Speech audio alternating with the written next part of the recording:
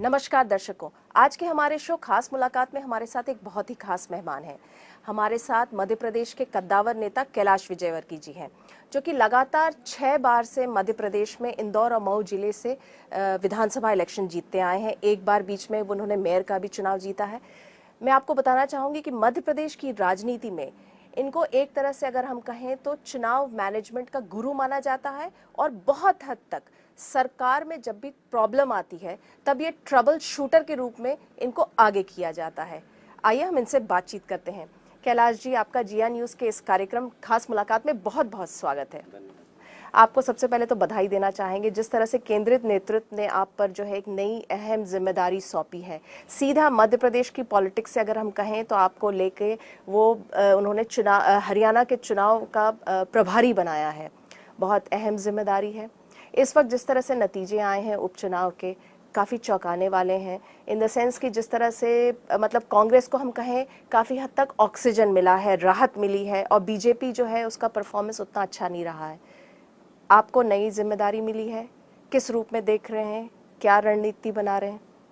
पहली बात ये कि मैं आपकी उस बात से असहमति प्रकट करता हूँ कि बाई इलेक्शन में कांग्रेस को ऑक्सीजन मिली और हम लोगों का परफॉर्मेंस कमजोर हुआ। बाई इलेक्शन साधारणतया स्थानीय मुद्दों पर लड़े जाते हैं या स्थानीय नेताओं के परफॉर्मेंस पर होते हैं, और जब आम चुनाव होते हैं वहाँ पर पार्टी देखी जाती है, नेतृत्व देखा जाता है, कार्यक्रम देखे जाते हैं। और हमारे लिए बहुत सौभाग्य की बात है कि अभी बहुत ही डायनेमिक नेतृत्व हमारे पास है, नरेंद्र मोदी जैसा, जो कि केंद्र में प्रधानमंत्री की भूमिका में है। और भारतीय जनता पार्टी के भी युवा अध्यक्ष के रूप में अमित शाह जी एक नया चेहरा भी जनता के सामने है। दोनों ही बड़े स्पार्किंग लीडरशिप है हमारे पास, संगठन में भी और सत्ता में भी। बाई इलेक्शन में इन चेहरों पे हमें चुनाव नहीं लड़ा। बाई इलेक्शन में हमेशा स्थानीय मुद्दे रहते हैं, पर जब आम चुनाव होता है, हरियाणा का एक आम चुनाव है, वहाँ पर विधानसभा के चुनाव हो रहे हैं, तो जब आम चुनाव में मतदाता वोट डालने जाता है तो वो पार्टी देखता है, विचारधारा देखता है, नेता देखता है, केंद्र में नेतृत्व कौन है वो देखता है, और उसमें भारतीय जनता पार्टी हर जगह भारी है। तो आम चुनाव में आप देखेंगे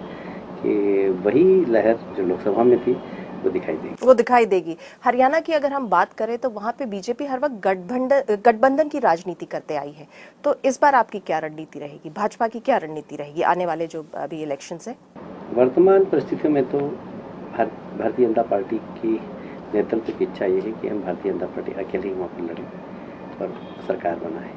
पर यदि कोई साथ में आएगा और अनुकूल परिस्थितियाँ होगी और हमारा केंद्रीय नेतृत्व तो इसका समझेगा कि इनसे हमें समझौता कर लेना चाहिए, तो समझौता करने में कोई परहेज नहीं होगा। पर हमारी तैयारी अकेले सरकार बनाने की। जी, चलिए हम बात करते हैं जिस तरह से अमित शाह जी ने संसदीय बोर्ड का गठन हुआ है, उसमें जो है अगर हम कहें आप लोग के स्टॉलवर्ड लीडर्स हैं, उन लोगों का नाम गायब है उस सूची से। अटल जी, अडवाणी जी, मुरली मनोहर जोशी जी। आपने अभी बात की स्पार्कलिंग यूथ, युवा लीडरशिप की, तो इसको किस रूप में देखा जाए, ये स्टॉलवर्ड्स के नाम गायब हैं? देखिए, एक मार्गदर्शन मंडल बना हमारे यहाँ जो भारतीय जनता पार्टी को मार्गदर्शन देगा। उसमें अटल जी है, अडवाणी जी हैं, डॉक्टर मुरली मनोहर जोशी हैं, स्वयं नरेंद्र मोदी जी हैं। तो सरकार संगठन को मार्गदर्शन देने का काम ये अनुभवी टीम करेगी। इसलिए संसदीय बोर्ड से ज़्यादा पावरफुल यदि कोई टीम है सबसे ज़्यादा तो मार्गदर्शन मंडल है, जिसमें हमारा शीर्षस्थ नेतृत्व है। इसलिए संसदीय बोर्ड में नहीं लिया जाए, इसको इस पर नकारात्मक दृष्टि से नहीं देखना चाहिए। संसदीय बोर्ड को भी मार्गदर्शन देने का काम चाहिए करेंगे। चलिए, बड़ा डिप्लोमेटिक सर आपका जवाब है, लेकिन यहाँ पे एक चीज़ और पूछना चाहूँगी। मध्य प्रदेश के मुख्यमंत्री शिवराज सिंह चौहान जी है, उनको जो है इस बार एंट्री मिली है अगर हम देखें तो, जहाँ पे अगर हम बात करें छत्तीसगढ़ के मुख्यमंत्री है रमन सिंह, राजस्थान की मुख्यमंत्री है वसुंधरा राजे जी, वो दोनों को वो तवज्जो नहीं दी गई है जो मध्य प्रदेश के मुख्यमंत्री शिवराज सिंह चौहान जी को दी गई। तो इसको किस रूप में देखा जाए? जिस तरह का भी जो व्यापम घोटाला को लेकर जो खतरा का जो बादल था जो मंडरा रहे थे, उसको हम देखें कि वो एक तरह से छट गए हैं। उनको जो है पार्टी ने एक तरह से एक संदेश देना चाहा कि ठीक है, सब कुछ सही है, उनको एलिवेट किया है। किस रूप में देखें? देखिए, पहली बात तो ये कि शिवराज जी पहली बार संसदीय बोर्ड में दिया है।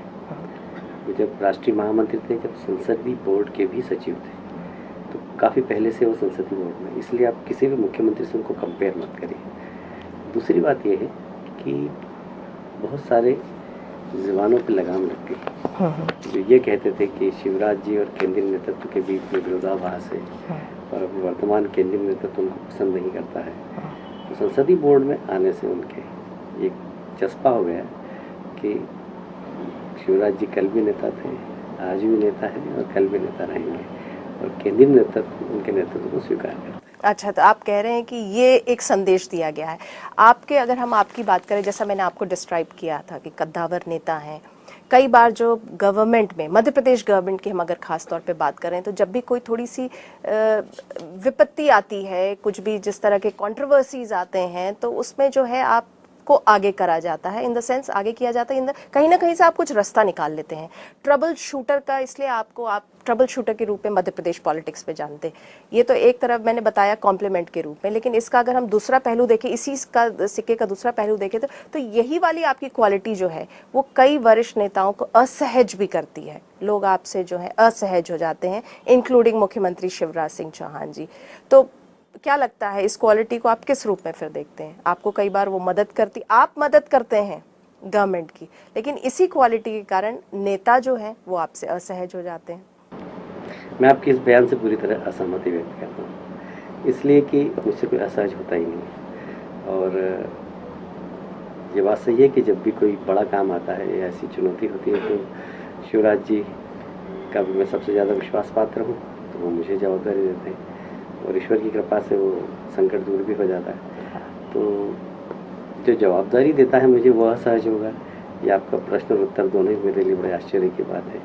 हमेशा जब भी कोई बड़ा काम होता है, कोई जवाबदारी वाला काम होता है, तो शिवराज जी तो मुझे जवाबदारी सौंपते हैं। जैसे धार का विषय था, भोजशाला, तो मुझे बुला के बोला, बोले मैं धार का प्रभारी मंत्री बना रहा हूँ तुमको, और ये विषय तुमको निपटाना है। तो उन्होंने चैलेंज दिया और हमने काम किया। तो फिर वो असहज क्यों होंगे? उन्होंने तो प्रसन्नता व्यक्त की, बल्कि मुझे अवार्ड दिया उन्होंने, शांति पीस का, आपको मालूम होगा, इंदिरा गांधी के नाम से, जो मध्य प्रदेश सरकार का है। तो असहज कोई भी नहीं होता है, मेरे को नहीं लगता कि असहज होता, बल्कि प्रसन्न होते हैं, पीठ थोप पाते हैं। और इसका ही कारण है कि आज मुझे हरियाणा जैसे राज्य की जवाबदारी दी। तो ये तो सब बड़े नेताओं, शीर्ष नेताओं की कृपा है। जी, चलिए, आप कह रहे हैं कि शिवराज जी असहज नहीं होते, लेकिन कहीं ना कहीं आपका भी नाम है। जब भी बात होती है यहाँ पे नेक्स्ट सीएम कौन हो सकता है, हर वक्त आपका नाम आगे आता है, उससे लोग असहज हो जाते हैं। ये आप मीडिया के मित्र लोग हैं, आप कर देते हैं नाम आगे। मैं तो हम लोग कहाँ करते हैं, वो तो आपकी पॉलिटिकल सर्कल से नाम आता है कि अगर कोई चेंज होता, अगर नेतृत्व परिवर्तन होगा, तो सबसे मतलब नेक्स्ट कौन हो सकता है इन लाइन, तो वो आप ही का नाम आता है। वो हम लोग कहाँ लाते हैं, आपके पॉलिटिकल सर्कल से ये बातें आती है। देखिए, शिवराज जी और हमने अपना सार्वजनिक जीवन एक साथ प्रारंभ किया। वो विद्यार्थी परिषद के भोपाल के नगर मंत्री थे, मैं इंदौर का नगर मंत्री था। उसके बाद फिर हम युवा मोर्चे में आए, वो युवा मोर्चे में प्रदेश अध्यक्ष थे, मैं उपाध्यक्ष था। फिर राष्ट्रीय राजनीति में गए, तो वो राष्ट्रीय अध्यक्ष बने, मैं फिर उपाध्यक्ष बना। तो हम तो हमेशा उनके नेतृत्व में हमने काम किया, आज भी हम उनके नेतृत्व में काम कर रहे हैं। वो तो हमारे नेता हैं, शुरू से नेता थे, आज भी नेता है, कल भी नेता रहेंगे। आप कह रहे हैं आप लोगों ने साथ काम शुरू किया सार्वजनिक रूप में, तो आपके मन में तो टीस उठती होगी कि वो तो पिछले 8 साल से मुख्यमंत्री हैं और आप जो हैं नेक्स्ट इन कमांड है। नहीं, वो तो हमेशा ही हमारे नेता रहे। अच्छा, स्टार्टिंग से ही नेता थे? से नेता रहे वो हमारे। जब वो विद्यार्थी परिषद में हम नगर मंत्री थे, वो भोपाल के नगर मंत्री थे, उसके बाद वो विद्यार्थी परिषद के प्रदेश के महामंत्री बन गए, हम सह मंत्री बने प्रदेश के। हम हमेशा उनके अंडर में काम किया, युवा मोर्चे में अध्यक्ष थे, मैं उपाध्यक्ष था, तो हमेशा उनके नेतृत्व में काम किया। इसलिए मुझे कोई टीसी नहीं उठती, क्योंकि शुरू से नेतृत्व हमारा उन्होंने किया। अच्छा, चलिए, मैं यहाँ पे एक चीज़ ज़रूर पूछना चाहूँगी। अगर हम इंदौर की राजनीति के बारे में बात करें, तो अब सुमित्रा महाजन जी जो है वो लोकसभा में स्पीकर हो गई, उनके का पोजीशन बहुत एलिवेट हो गया, लेकिन उनको जनरली यहाँ पे मध्य प्रदेश की पॉलिटिक्स में ताई के रूप में जाना जाता है, और आपको भाई बुलाया जाता है। ये प्यार का संबोधन है, भाई मतलब वो डॉन वाला भाई। तो भाई और ताई की नोकझोंक तो ये तो कॉमन है, इसको तो आप डिनाई नहीं कर पाएंगे। मेरे को समझ में नहीं आता कि नोकझोंक, ये नाम रखा किसने? इसे आप पत्रकार में, फिर हम लोगों ने सब मीडिया के उपज। अरे आप ही लोग तो नाम रखते हैं, आप ही लोग सब हमारे यश कीर्ति बढ़ाते हैं और यश कीर्ति घटाते भी हैं। तो मीडिया की भूमिका तो अभी बहुत जोर रहा है, और इसलिए ताई और भाई भी नाम आपने रखा, कोई भारतीय जनता पार्टी ने तो रखा नहीं, किसी कार्यकर्ता ने रखा नहीं। आप ही लोग न्यूज बनाते हैं और आप लोग ताई और भाई कर देते हैं। आप जब इच्छा होती है लड़वा देते हैं, आप जब इच्छा होती है दोस्ती करवा देते हैं। ये बहुत अच्छा। हमको तो अखबार पढ़ने के बाद पता लगता है कि हमारी दोस्ती हो गई। हाँ। हमको तो न्यूज पढ़ने के बाद पता लगता है टीवी कि झगड़ा हुआ। हो गया, क्योंकि हमारा ना झगड़ा होता है ना दोस्ती होती है, हमारा शुरू से एक जैसे संबंध। देखिए आप जो है बहुत जो है सारे इश्यूज को अंडर द कार्पेट करते जा रहे हैं, बस मुस्कुरा के टाल जा रहे हैं। देखिए हर एक चीज मीडिया की उपज नहीं होती है कैलाश जी। अब आप भी नहीं मानेंगे, मैं भी नहीं मानूंगा। मैं कहूँगा मैं अपनी जगह कायम रहूंगा। चलिए अब बात आप करते अपनी जी जगह जी जी हाँ।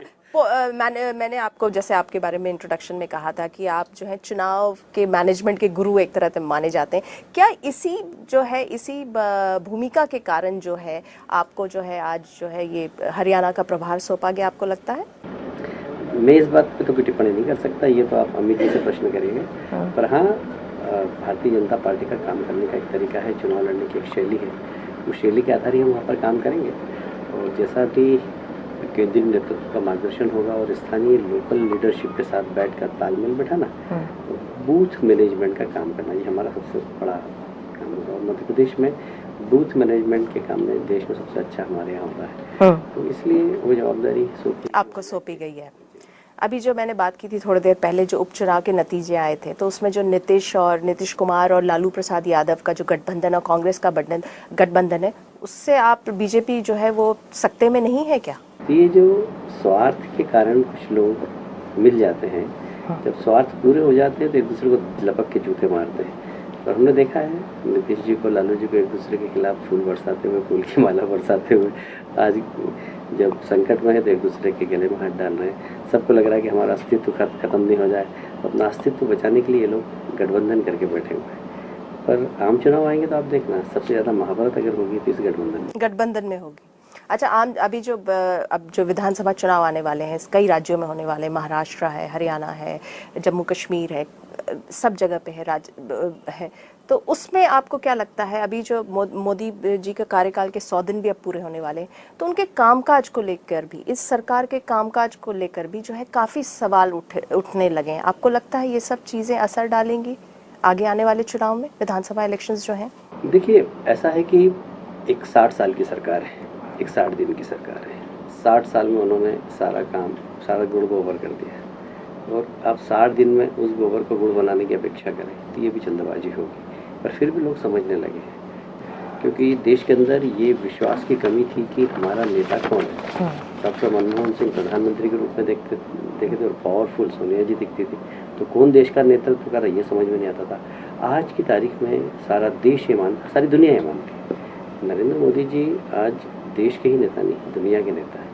आज दुनिया के अंदर उनकी नेतृत्व क्षमता की चर्चा हो रही है, और लोग सहजने और डरने भी लगे। मेरा ऐसा मानना है कि जब नेतृत्व केंद्र का सशक्त हो जाता है तो अपने आप ही जोनल पार्टियाँ कमज़ोर हो जाती हैं। इसलिए जो अब अस्तित्व रहेगा वो उसी का रहेगा जिसका केंद्र में नेतृत्व सशक्त है, और भारतीय जनता पार्टी का नेतृत्व बहुत सशक्त है। इसलिए इन सारे राज्यों के चुनाव में आप देखेंगे भारतीय जनता पार्टी बहुत धूम करेगी। कैलाश जी, आपसे चर्चा जारी रहेगी। वक्त हो चला एक छोटे से ब्रेक का, तो ब्रेक के बाद हमारी चर्चा कद्दावर नेता कैलाश विजयवर्गीय से जारी रहेगी।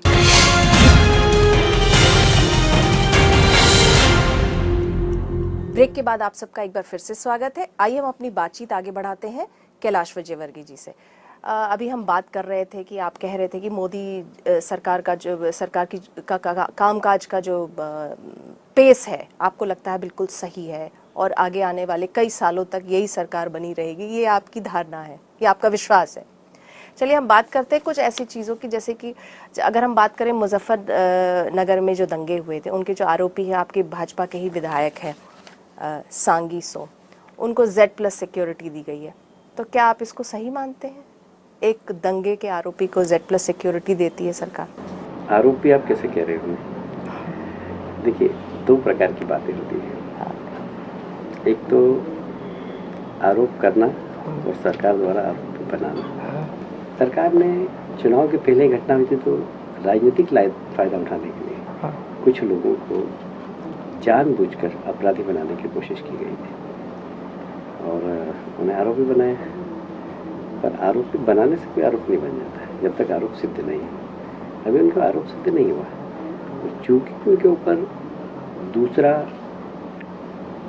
वर्ग कहीं ना कहीं आरोप लगाने के कारण उनकी जान खतरे में, ये आईबी को पता लगा, इसलिए उनको सुरक्षा दी गई। तो एक जनप्रतिनिधि को जिसके ऊपर के थ्रेड हो उसको सुरक्षा देना सरकार की जवाबदारी है। यूपीए सरकार में जो दो यूपीए सरकार में जगदीश टाइटलर और सज्जन कुमार, उन पर भी था कि 1984 के राइट्स के लिए उनको भी आरोपी माना जाता था।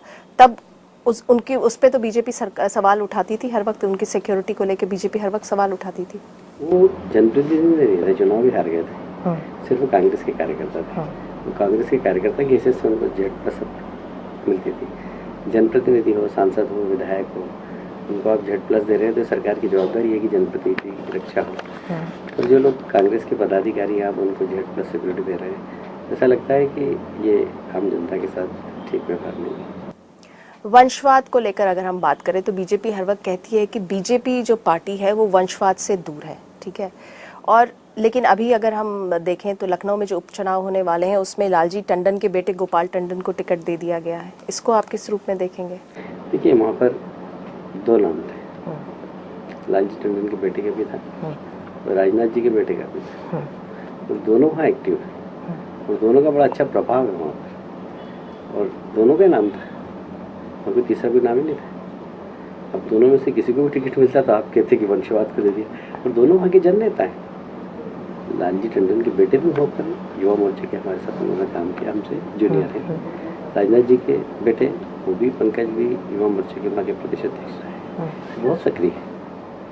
तो वहाँ नाम ही 2 थे और दोनों ही नेता पुत्र हैं। पर नेता पुत्र वो नहीं है जो चैम्बर में बैठते हैं, नेता पुत्र वो हैं जो मैदान में काम करते हैं।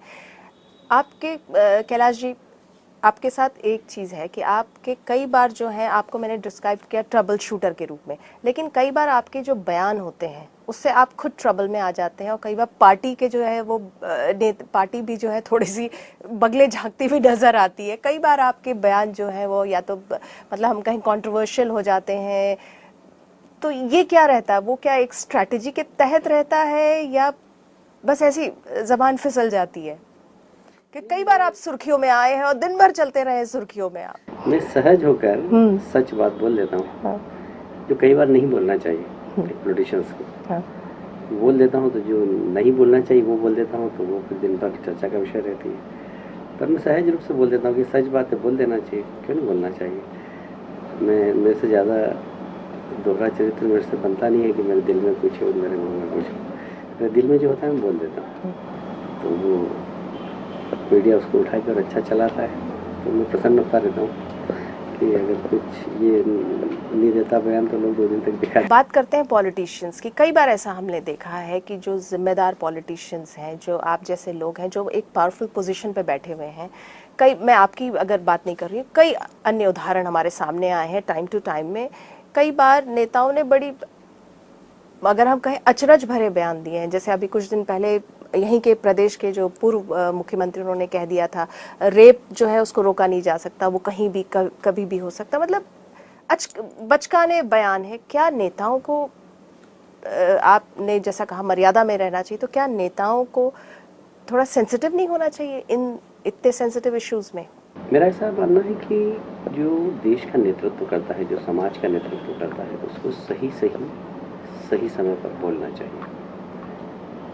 तो मैं मीडिया के लोगों से भी कहूँगा कि सही बात को गलत तरीके से इंटरप्रेट नहीं करना चाहिए। मैं उस बयान की चर्चा नहीं कर रहा हूँ जो आपने भी कहा, पर हमेशा कोई अच्छे दिए गए बयान का भी इंटरप्रिटेशन इतना गलत तरीके से कर दिया जाता है कि लोगों को लगता है कि सच बोलना ही नहीं चाहिए। यदि मैंने ये कहा कि सबको अपनी अपनी मर्यादा में रहना चाहिए, तो मैंने क्या गलत कहा? तो उसका इंटरप्रिटेशन ऐसा कर दिया कि मुझे भी दिन भर देखने के बाद लगा कि यार मैंने गलत जवाब दिया, मैंने गलत बोल दिया, क्योंकि मैंने सही बोला था। तो ये मीडिया के मित्रों से भी कहूँगा कि जो लोग नेतृत्व करते हैं समाज को, वो जब कोई बयान देते हैं तो उसके पीछे उनकी कुछ भावना रहती है, उसका गलत इंटरप्रिटेशन नहीं होना चाहिए, क्योंकि लोग सच बोलना बंद कर देंगे। मेरा सवाल थोड़ा सा व्यापक था। मैंने कहा, जो चलिए आप कह रहे हैं कि कई बार सच बोल देते हैं और इंटरप्रेट गलत हो जाता है, लेकिन कई बार इनसेंसिटिव बयान भी आते हैं पॉलिटिशियंस से, तो ऐसे में तो उसमें क्या रहनी चाहिए? इंसेंसिटिव बयान नहीं देना चाहिए, मैं इसका पक्षधर हूँ। अभी हाल ही में आपके जो वरिष्ठ नेता है अरुण जेटली जी ने कह दिया था कि जो 15 दिसंबर की जो निर्भया कांड था वो एक बहुत छोटी सी घटना थी, उस पर क्या कहेंगे आप? नहीं, देखिए, मैं फिर कहता हूँ कि कहे गए शब्द और उसकी भावना दोनों को समझना चाहिए। वो एक पर्यटन विभाग के उसके कार्यक्रम में थे। हाँ। उन्होंने कहा कि पर्यटन कम हुआ। क्यों कम हुआ? कि एक घटना ने देश को बदनाम कर दिया। हाँ, हाँ।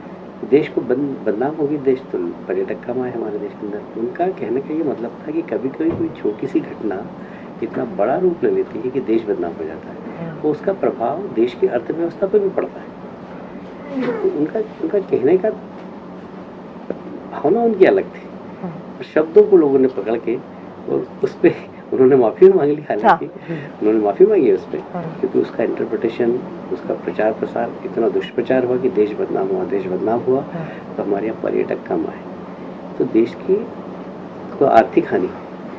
और अब मैं कह रहा हूँ ना कि आप लोग ही ग्रेट हैं सब मीडिया वाले। बात करते हैं मध्य प्रदेश क्रिकेट एसोसिएशन की चुनाव की। आप पिछले 2-3 सालों से आप प्रयास कर रहे हैं, आप काफ़ी कोशिश कर रहे हैं कि जो उसमें जो कायम लोग हैं उनको किसी तरह आप पटकनी दे पाएँ, लेकिन कहीं ना कहीं आप सक्सेसफुल नहीं हो पा रहे हैं। हाल ही में जो चुनाव हुए थे उसमें आपने ऐन वक्त पे आप जो है आप पीछे हट गए और आपने ज्योतिराज सिंधिया जी को समर्थन दे दिया। ये क्या वाकया था? मैं क्रिकेट को एक आयाम तक पहुंचाना चाहता था, क्रिकेट गतिविधियों को बढ़ाना चाहता था, वहाँ पर डेमोक्रेसी लाना चाहता था, वहाँ पर जो MPCA के मेंबर्स हैं उनका सम्मान हो, ये चाहता था। उस सब में सफल हुआ मैं। आज MPCA के मेंबर्स का सम्मान बढ़ा है, क्रिकेट की गतिविधियाँ बढ़ी हैं। पिछले 4 वर्षों के अंदर मध्य प्रदेश से 1 नहीं 2 नहीं 4-5 खिलाड़ी नेशनल स्क्रीन के ऊपर हमें दिखाई देते हैं। नमन ओझा हो गए, ऐसे बहुत सारे खिलाड़ी हैं जो देश के स्क्रीन पर दिखाई दे रहे हैं। उसके पहले मध्य प्रदेश में कोई पढ़ ही नहीं रहा था, हिरवानी के बाद और रामाई के बाद कोई खेल ही नहीं पाया। तो क्रिकेट गतिविधियाँ अच्छी हो, ये मैं चाहता था। क्रिकेट गतिविधियाँ अच्छी हुई है, MPCA के मेंबर्स का सम्मान बढ़ा है, डेमोक्रेसी आई है। मीटिंग के अंदर लोग प्रश्न पूछते हैं और वहाँ से जवाब होते हैं, तो बोर्ड आंसरेबल हुआ है।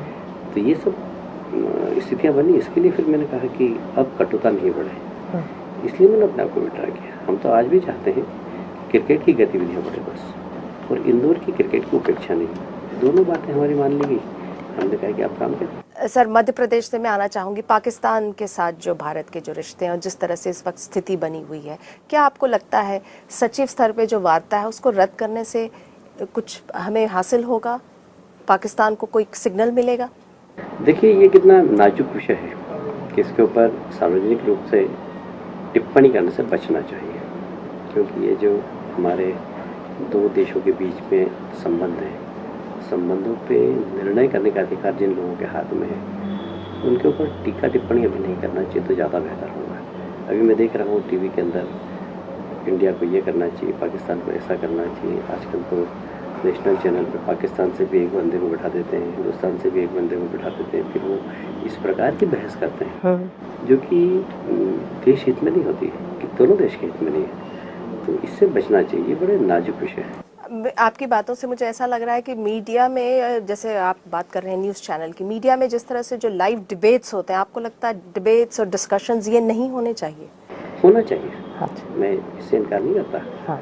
और जिस लेवल के लोग अपन बैठते हैं, तो ऐसा लगता है कि ये डिबेट को सेल कर रहे हैं। ये डिबेट देश हित में नहीं हो रही है, या किसी एक परिणाम मूलक डिबेट नहीं है। ये डिबेट कोई, क्योंकि जो देश के निर्णयों को लेता है व्यक्ति, वो इस प्रकार के विषय पर सार्वजनिक कभी चर्चा नहीं करेगा, क्योंकि बहुत इस प्रकार के निर्णय देश के लिए लेना ये बहुत गंभीर विषय है।